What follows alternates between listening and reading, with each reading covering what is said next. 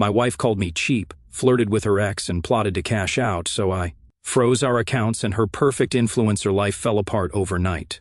I'm a 34-year-old male, and up until last year, I was a senior IT project manager at one of those corporate tech firms that work you to death but pay just enough to keep you from quitting. I had been there for almost a decade, not what I dreamed of doing when I was younger. I wanted to start my own gaming company, but it paid $110,000 a year, plus bonuses, which my now ex-wife Sarah, a 32-year-old female, made sure disappeared almost immediately every month. We met at my buddy Dave's wedding 7 years ago. She was the maid of honor, stunning, confident, and smart-mouthed in a way that made you want to impress her. Back then, she worked as a marketing consultant, mostly posting on Instagram for local boutiques that barely paid her bills. I was making about $85,000 then, and had just bought my first condo. Looking back, that's probably what attracted her more than anything else. The first 2 years were decent. Not perfect, but decent. She'd complain about her job, how her feminist studies degree wasn't being respected in the corporate world, and how the patriarchy was keeping her from her dream job. Meanwhile, I was grinding 60 to 70-hour weeks, taking on extra projects and working weekends to save for the house she insisted we needed in the right neighborhood. She had this way of making me feel like I was never doing enough. If I got a 5% raise, she'd ask why it wasn't 8%. If I brought home flowers, she'd point out her friend's husband who surprised. His wife with weekend trips, always comparing, always wanting more. We got married after dating for 18 months. Her parents paid for a small wedding, though I later found out my $15,000 contribution covered most of it, while her parents just took credit. She insisted on a prenup, ironically, because her parents had given her a trust fund worth about $30,000 that would mature when she turned 35, and she wanted to protect it. Being the naive idiot I was, I agreed, and even paid for the lawyer to draft it. You know where this is going. The problem started when I got her name on the mortgage of our $575,000 house in the suburbs. I put down $110,000 from selling my condo and savings. She contributed exactly $0, but insisted both our names be on everything. "That's what marriage is," she said. "What's yours is mine. What's mine is mine," she joked to her friends. I should have seen the red flags. Our house was just like her, high maintenance and constantly demanding attention. Within months of moving in, she decided the perfectly functional kitchen needed a renovation costing $40,000. 6 months later, it was the master bathroom that was embarrassing, costing $25,000. I worked extra hours, took on side consulting gigs, and postponed vacations just to keep up with her vision of how we should live. My parents noticed the changes in me. My dad pulled me aside during a rare visit. Sarah always had scheduling conflicts when I wanted to see my family, and asked if I was happy. I brushed it off, told him I was just tired from work. But the truth was, I was exhausted from walking on eggshells in my own home. Everything had to be her way. The furniture, the vacations, even which friends we could see. My college buddies were immature. My work colleagues were boring corporate drones. My family lived too far away to bother with regular visits. Meanwhile, her friends were amazing, inspiring boss babes who deserved weekly dinners at expensive restaurants. Her family needed regular visits and gifts. Her dreams deserved unconditional support, financial and otherwise. By year 3, she quit her marketing job to find herself. This involved a series of expensive hobbies and potential career paths that changed every few months. There was the pottery phase, costing $2,500 in equipment, the amateur photography business, costing $4,200 for a camera, and lenses, the interior design course, costing $3,800, intuition, and finally, the wellness influencer brand that became her identity. Fast forward to last June, I'd gotten promoted to senior project manager, overseeing a team of 12 people and a portfolio worth about $25 million to the company. This meant more stress, more hours, but also a nice bump to $128,000 plus quarterly performance bonuses. Sarah had by then cycled through 4 different jobs, none lasting more than 8 months. Currently, she was between opportunities, her 3rd time unemployed. In our marriage, but had started a wellness lifestyle brand on Instagram that had roughly 1,200 followers and made maybe $200 a month in affiliate commissions. Every morning, I'd wake up at 5:30 to get in a quick workout before starting work by 7. She'd sleep until 9 or 10, then spend hours on her phone, engaging with her community or creating content, which mostly involved taking selfies with products she'd convince me to buy. While I ate sad desk lunches during back-to-back meetings, she'd post elaborate meals. with captions about nourishing her body and rejecting toxic hustle culture. My boss, Kevin, invited the management team and spouses to his lake house for a weekend, a nice place about 2 hours from the city. I'd been killing myself on a major project, pulling 80-hour weeks for almost 3 months, and this was supposed to be a celebration. Sarah complained the entire drive up. The car was too cramped. It's a BMW 5 Series. The weather was too hot. The playlist I chose was basic. I kept reminding myself that this weekend was important for my career. Be pleasant. Make a good impression. Don't let her ruin this. She perked up when we arrived.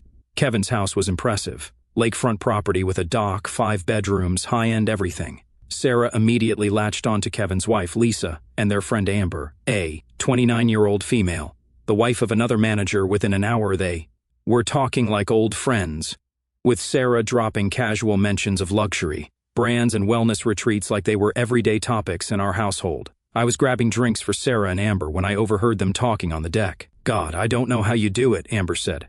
"Kyle seems so intense about work." Sarah laughed, that condescending laugh I'd grown to hate. "This marriage feels like a prison sometimes. I swear I can't breathe with him constantly checking our bank accounts and questioning every purchase." Amber lowered her voice. "But he makes good money, right?"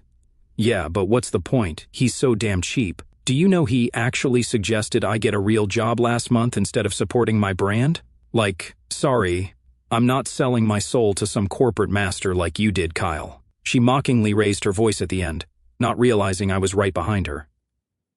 "He's so basic. My ex, Jules, would have supported my dreams, but he's in San Francisco now, killing it at his startup. Sometimes I wonder what would have happened if I'd moved with him instead."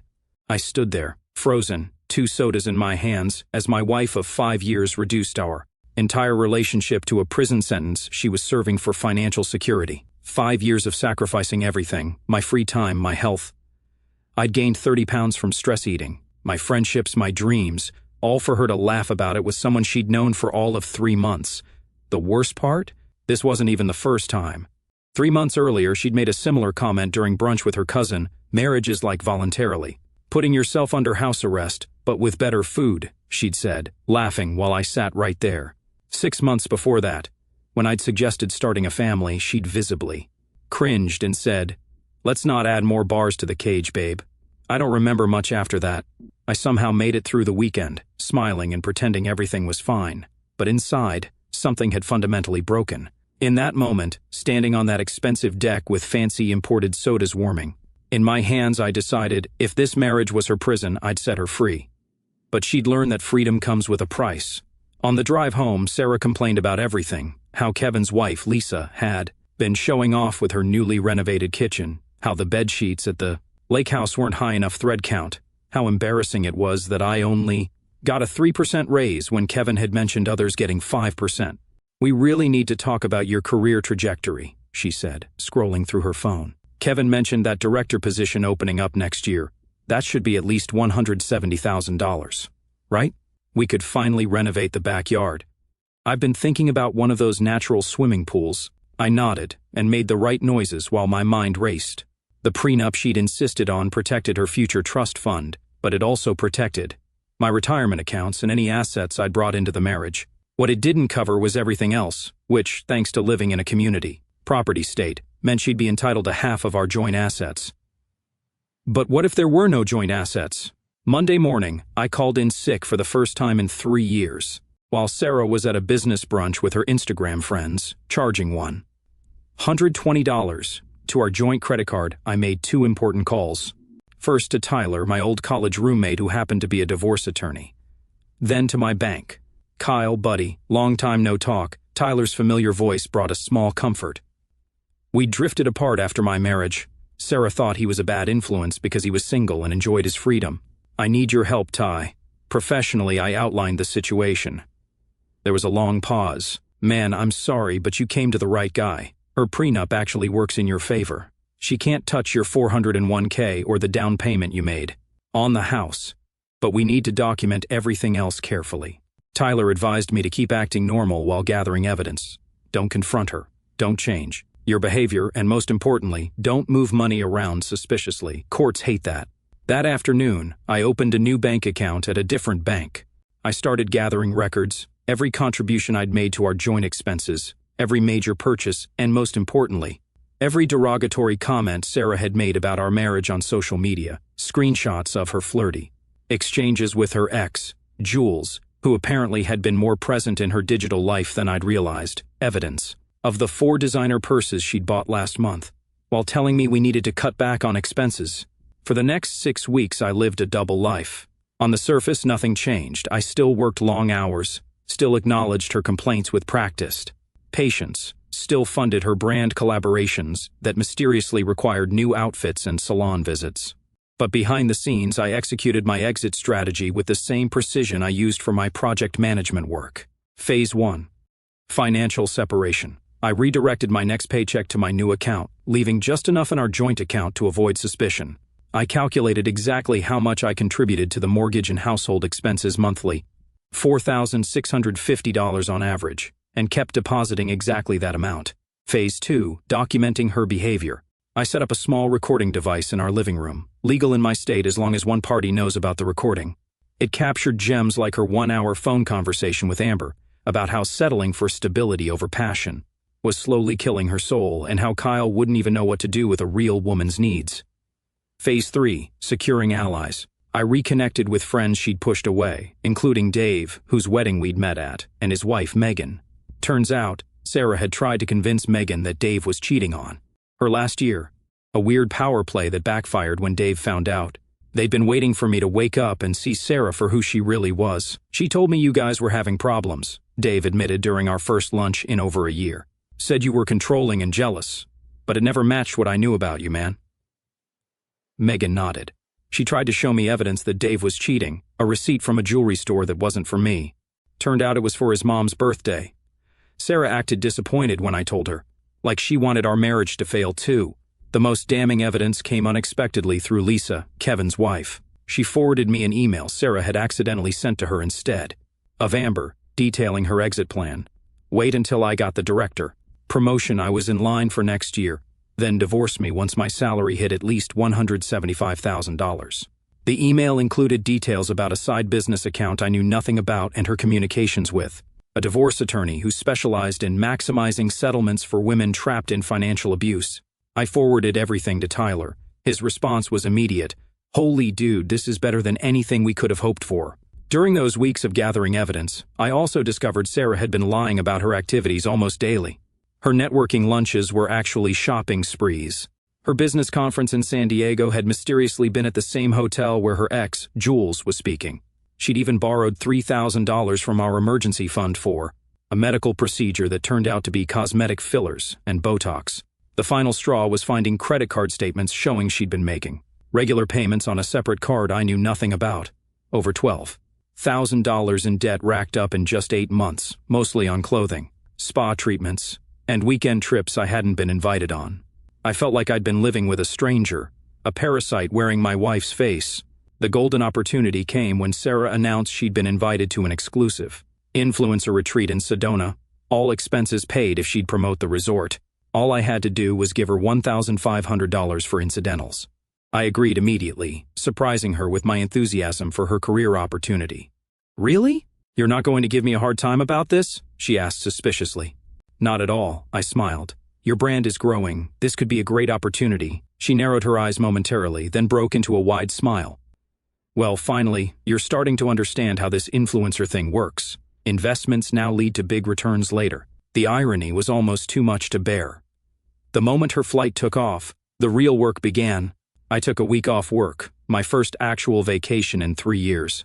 Within 48 hours, with the help of Dave, Tyler, and 2 movers I paid cash for, I, 1, moved all my personal belongings to a storage unit, 2, cataloged and photographed every item in the house with receipts, 3, installed cameras with clear notification stickers, all legal, at the entrances, 4, changed the passwords on all our joint credit cards, 5, met with Kevin to explain my situation and secure his support for what was coming.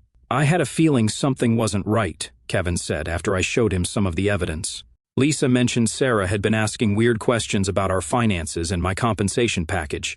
Now I understand why. Most importantly, I had documentation from our bank showing Sarah had been transferring $750 to $1,200 a month to a private account for the past 18 months, money that came directly from my deposits since she hadn't contributed anything.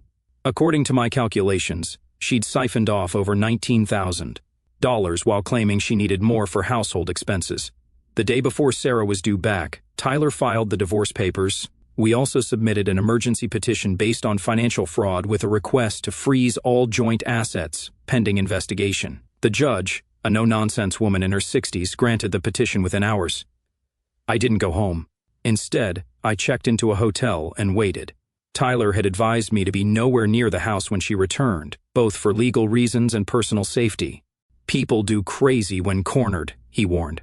For the first time in years, I slept through the night without anxiety dreams or waking up in a cold sweat about finances. It felt like I'd put down a 100-pound backpack I hadn't even realized I was carrying. Sarah's first call came at 8:47 p.m., shortly after her flight landed. "Kyle, why is there a notice on our door? And why isn't my key working?" "Check your email," I said calmly. "What?" "I just got off a plane. What the hell is going on?" "Check your email." I hung up. 10 minutes later, my phone exploded with calls, texts, and voicemails, each more hysterical than the last. I let them all go to voicemail. Tyler had been very clear, no direct communication except in writing through attorneys. From her increasingly unhinged messages, I pieced together what happened. She'd arrived home to find the locks changed, legal as I'd filed an emergency order, and a formal notice of divorce proceedings taped to the door. When she checked her email, she found not only the divorce filing but the temporary freeze on all our joint accounts, including the credit card she'd planned to use for a lift and hotel. Some choice excerpts from her messages. "You can't just lock me out of my own house. This is illegal. Answer your phone, you coward. Where am I supposed to go? All my things are in there. You're going to regret this. I've got friends who are lawyers too. This is financial abuse. I'm calling the police." At 11:23 p.m., she sent a text that just said, "You psychopath. You won't get away with this." I forwarded it to Tyler with the caption, "Exhibit A of threatening behavior." The next morning, Dave called, "Dude, Sarah's on a rampage. She's calling everyone, telling them you had a mental breakdown, cleaned out the accounts, and abandoned her. She even called Kevin, claiming you've been embezzling from the company to fund a gambling addiction." I laughed for what felt like the first time in years. Kevin already knows everything. He's the one who helped me document her side account. "She showed up at our place at midnight," Dave continued. "Megan didn't want to let her in, but she was crying in our driveway loud enough to wake the neighbors. She spent 2 hours talking about you, then asked to borrow $2,000 for a lawyer. Did you give it to her? Hell no. We offered her the couch for the night, but that's it. She left this morning, pissed that we wouldn't take her side." Similar reports came in from other friends and colleagues. Sarah was working overtime to paint herself as the victim of a sudden, inexplicable betrayal. She'd even called my parents, spinning a tale about how I'd changed recently, become controlling and paranoid, and suggesting I might need psychiatric help. Thankfully, I'd already briefed my parents on what was happening. My dad's response had been classic. "About damn time, son. That woman's been bleeding you dry for years." The real nuclear explosion happened 3 days later at the emergency hearing. Sarah showed up with a tiger of a divorce attorney, a woman known for bleeding husbands dry. They came prepared for war with statements about my controlling behavior, financial abuse, and abandonment. Sarah had clearly been coached. Gone were the designer clothes and excessive makeup. Instead, she wore a modest dress, minimal makeup, and had her hair pulled back in a simple ponytail. The perfect picture of a wronged wife. What they weren't prepared for was Tyler's methodical presentation. Bank records showing her secret account, time-stamped recordings of her disparaging our marriage, screenshots of her flirtatious exchanges with her ex, the email to Amber detailing her plan to divorce me after my promotion, affidavits from Kevin, Lisa, Dave, and Megan about her behavior, credit card statements showing her lavish spending while unemployed, evidence that she'd consulted with 3 divorce attorneys while I was working late. The judge, who'd seemed neutral at first, removed her glasses halfway through Tyler's presentation. "Mrs. Reynolds," she said, looking directly at Sarah, "are you familiar with the term divorce planning? It's when someone secretly prepares to leave their spouse while continuing to benefit from the marriage and deliberately increasing their spouse's financial obligations." Sarah's attorney tried to interject, but the judge shut her down. "The court takes a very dim view of such behavior. Very dim indeed." Sarah tried to counter with tears and confusion. "I was just scared and exploring my options. I never actually intended to go through with any of it. Kyle has always been controlling with money, and I needed to protect myself. The judge referred to specific exhibits. Your text messages to your friend Amber state, and I quote, "Just 2 more years until his director promotion. Then I can file and take half of everything, plus monthly maintenance. His income should be close to $180,000 by then." That doesn't sound like someone who never intended to go through with it. By the end of the hearing, the judge had maintained the freeze on all joint accounts, ordered Sarah to provide a full accounting of her separate account, granted me exclusive use of the house until the next hearing, and ordered Sarah to pay her own legal fees from her separate funds. As we left the courtroom, I finally looked directly at Sarah. Her perfect makeup couldn't hide her shock and fury. She tried to approach me, but Tyler stepped between us. "Save it for your affidavit," he said. In the hallway outside, she managed to catch up to me while Tyler was talking to the court clerk. "Kyle, this is insane," she hissed, eyes darting around to see if anyone was watching. "You know most of that was taken out of context. We can still fix this if you call off the dogs now. The time for fixing things was before you started planning to drain me financially," I replied calmly. "Everything's in writing, Sarah. Your own words." Her expression changed, the mask of wounded innocence falling away to reveal the calculating woman I'd been living with. "You think you've won, but you have no idea what I'm capable of. I made you. I can destroy you just as easily." I just smiled. "You might want to be careful with the threats. This is still a courthouse." Her attorney pulled her away then, whispering urgently in her ear. The look Sarah gave me before they left was pure hatred. I should have been scared, but all I felt was relief. The prison doors were finally opening. News travels fast in social circles. Within days, 2 distinct narratives emerged. Sarah claimed I'd had some kind of breakdown, possibly related to job stress, or maybe drugs, and had vindictively locked her out during a business trip.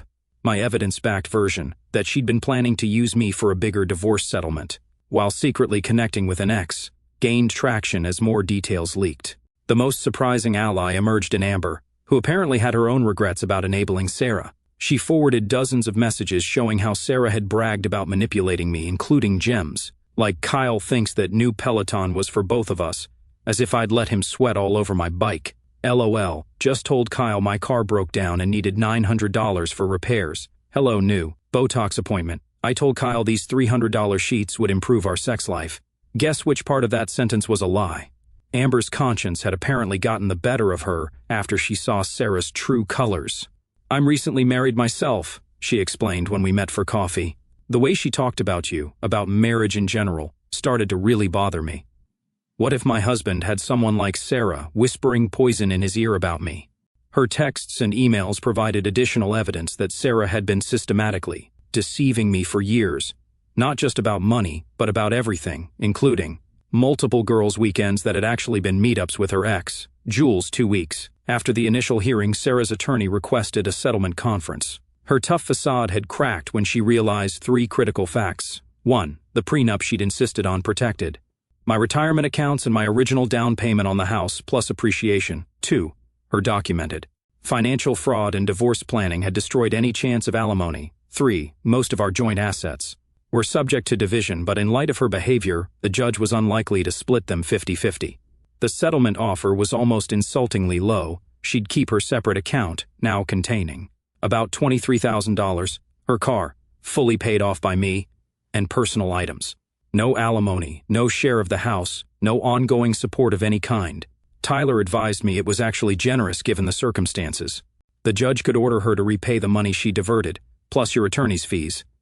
This lets her walk away with something. I agreed to the terms with one addition: Sarah had to sign an NDA preventing her from disparaging me publicly, including on social media.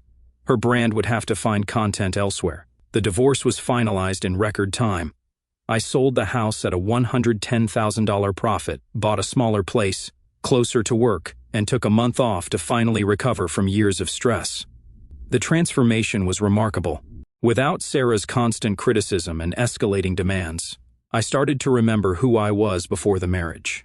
I took up old hobbies, reconnected with old friends, and even started dating. Casually, nothing serious, just getting comfortable with myself again. I lost the stress weight, dropping 35 pounds in 6 months through regular exercise and not emotionally eating my way through Sarah's latest crisis. I started therapy to understand why I'd allowed myself to be used for so long. Most importantly, I rebuilt my relationship with my family, visiting them without Sarah. These orchestrated emergencies that always seem to happen right before planned trips. "You look like yourself again," my mom said during my first visit home post-divorce. "We've missed this version of you." Fast forward 14 months, I'd been promoted to Director of Special Projects, with a base salary of $172,000, plus up to a 30% bonus. I lost the stress weight plus 15 more pounds and started dating casually, mostly successful professional women who actually had their own money and ambitions. The company had sent me to our London office for a 6-month leadership exchange, which came with a generous housing allowance and travel budget.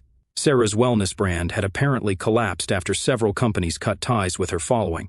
A drunken Instagram live where she'd ranted about women settling for mediocre men. According to mutual connections, she'd moved back to her parents' house in Ohio and was working as an assistant manager at a mall boutique. I had almost forgotten about her completely when the text came, "Kyle, I know it's been a while. I've been doing a lot of thinking and growing. I realize now how much I took for granted. Can we talk? Just for closure." I ignored it. 3 days later, another message. "I heard about your promotion and London assignment. I'm really happy for you. You always were destined for big things." Then a week later, "My mom's been diagnosed with breast cancer. I'm really struggling right now and could use a friendly voice. Please." Against my better judgment, I replied, "Sorry to hear about your mom. I hope she gets good treatment." That tiny response opened the floodgates. Sarah called within minutes. Against Tyler's explicit advice, I answered, "Kyle, thank you for picking up. God, it's good to hear your voice." She sounded exactly the same, that breathless excitement that once made me feel special but now just raised red flags. "What do you need, Sarah?" "Need? Can't I just want to catch up with my ex-husband?" She laughed nervously. "But since you asked, I am in a bit of a situation." Of course, her parents had apparently lost a significant amount of money in a bad investment. Her mother's cancer treatments weren't fully covered by insurance. The trust fund she'd been so eager to protect in our prenup was mostly gone, used to cover her parents' debts. She was making $16.50 an hour at the boutique with no benefits. Her car needed major repairs. "I know we didn't end on good terms," she said, voice softening to the tone she'd used when asking for expensive gifts. "But I always knew you were a good man, Kyle. The best man I've ever known, honestly." "What exactly are you asking for, Sarah?" She paused. "I need about $35,000 for my mom's treatments and to get back on my feet. I could pay you back once I get a better job, or we could discuss other arrangements." The audacity was almost impressive. "Other arrangements?" Her voice dropped to a suggestive whisper. "I'm still technically in my prime, and I know you always said I was the most beautiful woman you'd ever been with. We could reconnect.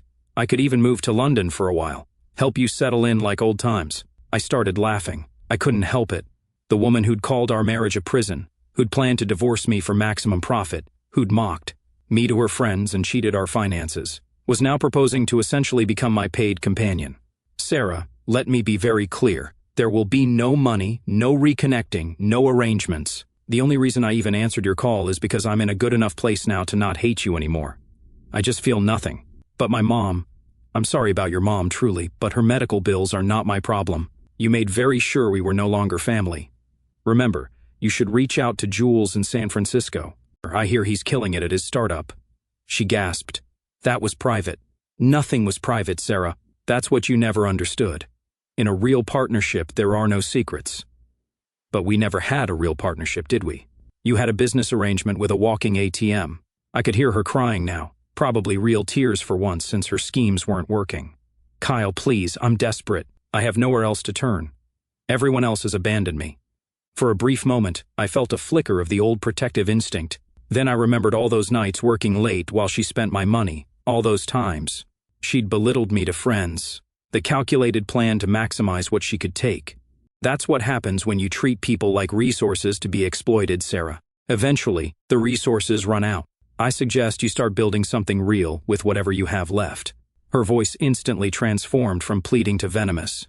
"After everything I put up with, the boring sex, the long hours, your pathetic need for validation, you owe me. I paid all my debts in full during the divorce, Sarah. Goodbye."